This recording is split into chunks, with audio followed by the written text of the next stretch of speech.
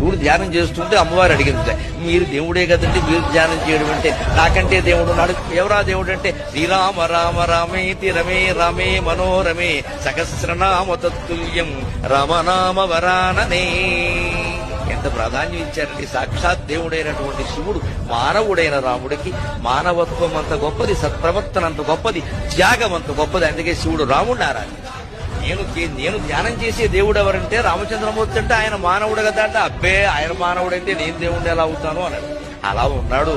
అదే పొద్దున్న 10ంటికి పట్టాభిషేకం అని, రాత్రి 10ంటికి వనవాసం అంటే, రెండింటినీ సమానంగా తీసుకోగలిగిన వాడు ఎవడైనా ఉంటాడా సృష్టిలో? పార్వతి శివజ్ఞానం అంటే అదే కదా, శివజ్ఞానం అంటే అదే కదా. అటువంటి మానవుణ్ణే నేను ఆరాధిస్తున్నా.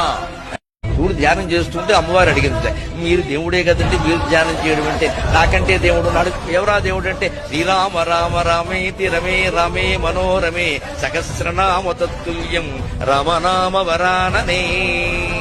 ఎంత ప్రాధాన్యం ఇచ్చారండి. సాక్షాత్ దేవుడైనటువంటి శివుడు మానవుడైన రాముడికి మానవత్వం అంత గొప్పది, సత్ప్రవర్తన అంత గొప్పది, త్యాగం అంత గొప్పది. అందుకే శివుడు రాముడిని ఆరాధించాడు. నేను ధ్యానం చేసే దేవుడు ఎవరంటే రామచంద్రమూర్తి అంటే ఆయన మానవుడు కదా అంటే, అబ్బే ఆయన మానవుడైతే నేను దేవుడిని ఎలా అవుతాను అన్నాడు. అలా ఉన్నాడు. అదే పొద్దున్న 10ంటికి పట్టాభిషేకం అని, రాత్రి 10ంటికి వనవాసం అంటే, రెండింటినీ సమానంగా తీసుకోగలిగిన వాడు ఎవడైనా ఉంటాడా సృష్టిలో? పార్వతి శివజ్ఞానం అంటే అదే కదా, శివజ్ఞానం అంటే అదే కదా. అటువంటి మానవుణ్ణే నేను ఆరాధిస్తున్నా.